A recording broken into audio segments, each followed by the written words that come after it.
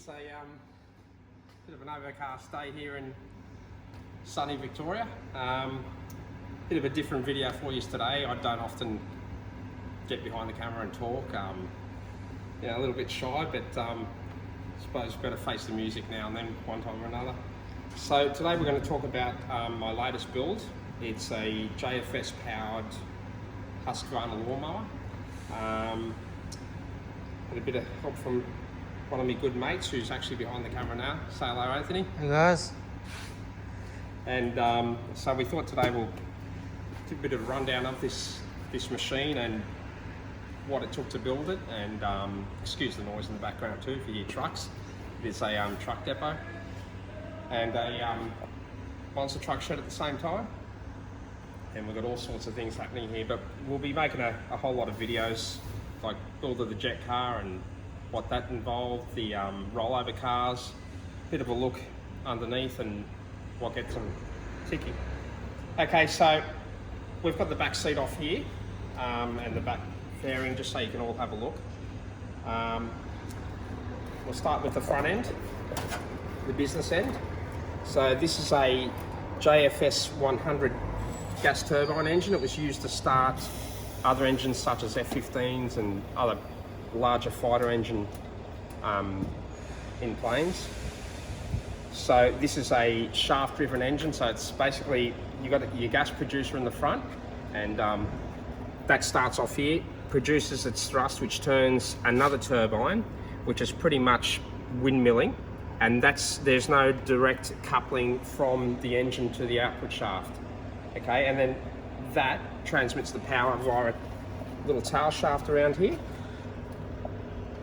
That's a center rotor brake, so that is hooked up with the front brake, so when you apply the front brakes it'll actually put brake force on that.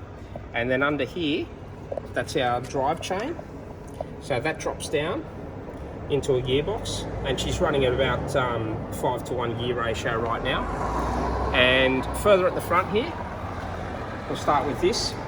This engine doesn't come with oil coolers. They're made to only run for about 5 minutes.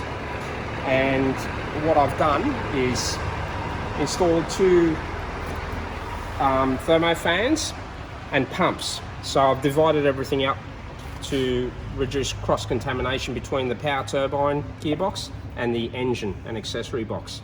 So over here, this bottom oil cooler picks up its oil with these pumps from the gearbox, takes it all the way to the front, through the pump, through a filter, in the cooler, and then back into the gearbox. And then this top oil cooler here, well, that does the same, but that cools the engine side of things. Now, funny enough, the engine itself only holds 250 mils of oil, and the power turbine holds 375 mils of oil. But by adding all this, not only are you cooling it, but we've increased the capacity to about one litre, possibly more for each. Okay, it's a 24-volt system, so we've got one battery here, another battery located at the back. The reason why they're so far apart is because there's not much room on this. Now this is all temporary, the wiring, the hoses, on strip down when Anthony and I paint this and bling it up a little bit, all that'll be neatened up, new wiring harness, a lot. And that's the fuel tank. This is all standard equipment on the Husqvarna mower. Now the only things that are standard on this mower, the original back cowl and the bonnet, and basically the console here in the center and the steering wheel. Now up here we've got the control panel, that's the starter panel. That is for the thermo fan, so I've switched that on. You hear them running. That's your fuel pump, your auxiliary booster pump. And that's your main cut-off switch here. Now I've got a tacho to put in and a temperature gauge.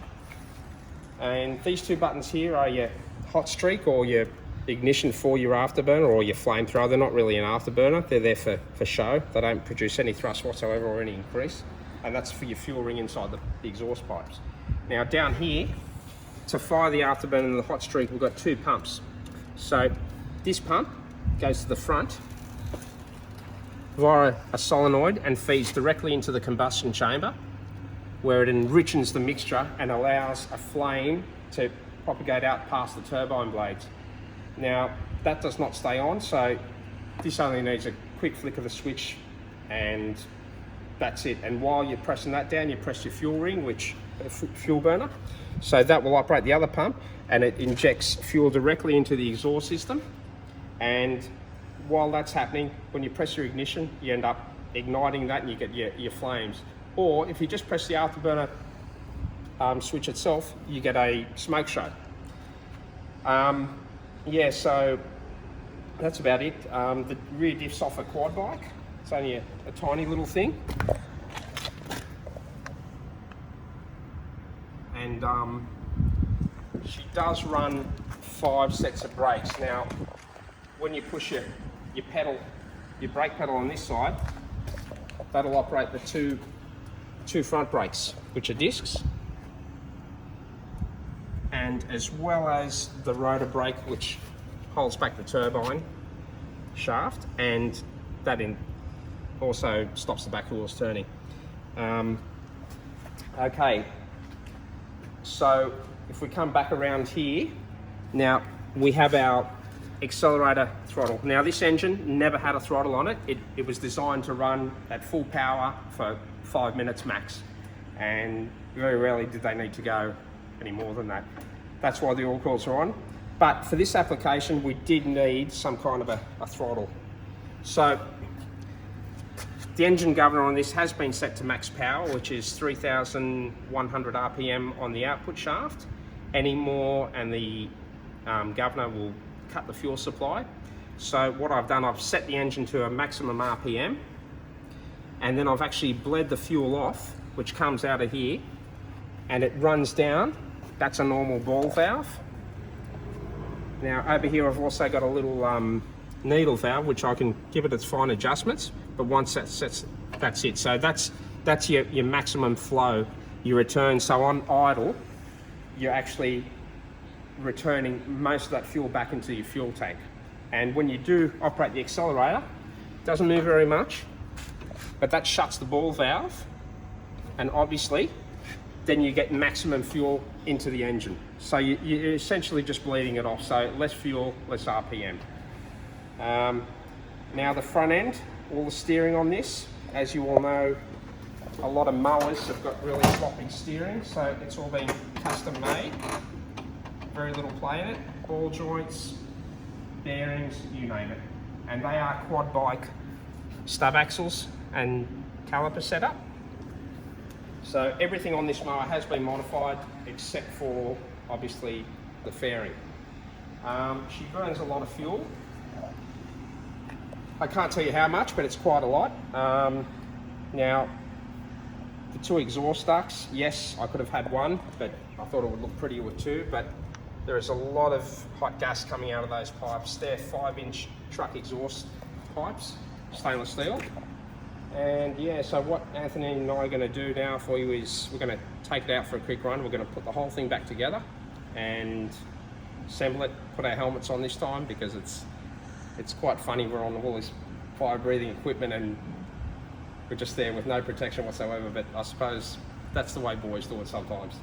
Anyway, I hope you enjoy this, and we'll get back to you after we assemble all this. Okay, that was a quick pit stop. It took us about a whole of 2 minutes to assemble that. So she's looking like a mower again. Best thing about this build was the fuel gauge still works, which is just a little sight glass, and I was wrapped about that. Could use all the original stuff. Now to start this, it's a very simple thing. So all we have to do is turn on the main power. You get your battery light on, you've got your abort buttons, and then we put this onto prime up here, which primes the fuel control unit, operates the fuel pump, and that will put fuel around, just get it all out. Then what I do after I start it, I actually turn the thermo fans on and oil pumps. The reason I don't do it before is because I don't want to saturate any power for the starter motor, because these things can hot start quite easily. But yeah, look, still a lot of work to go. we're getting there. A lot of basic, tiny little things that need to be tuned and rectified before it's painted, but we are getting there, and hopefully we'll make some more videos of when we strip it down and paint it. But until then, I want to put my helmet on, get suited up. Well, I won't get suited up, this is my suit, and we'll go from there, take it for a run. And then Anthony will be taking over after that. I'll be filming, and he'll have a bit of onboard video. My channel's Jet A1 Terminator. Anthony's is Australian Monster Trucks. Great channel, go and check it out, guys. It's everything you need to know about or see about monster trucks. He's just got so many videos there of years. Anthony and I actually drive the monster trucks here in Victoria, and we do travel around the country. And right now we're actually working on another one here, which will be our newest addition to the family, and we'll get more into that later on. See you soon. Okay, I'll just show you the starting procedure. It's quite simple. Basically, foot on the brake or the park brake, which is the original mower deck height adjuster, which is now converted to the park brake. So that's all you have to do, but we won't need that at the moment. So what I'll do, I'll turn on the main battery supply, prime some oil through the engine, switch that off, fuel pump on. We'll hit the run button, foot on the brake.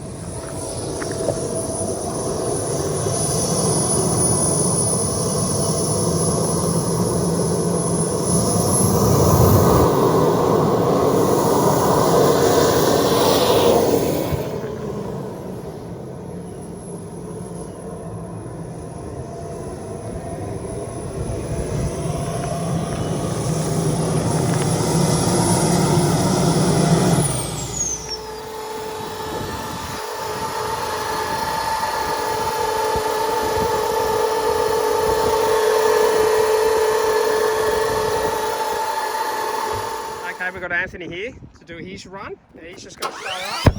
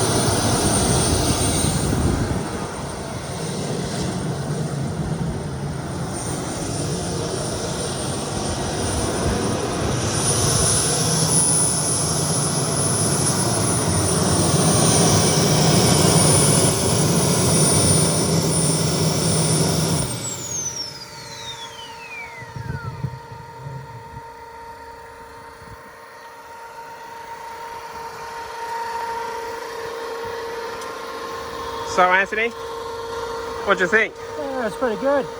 Excellent. Did you have fun? Yeah, good fun. That's the main thing. All right, guys and girls, get back to you later. Have a good day.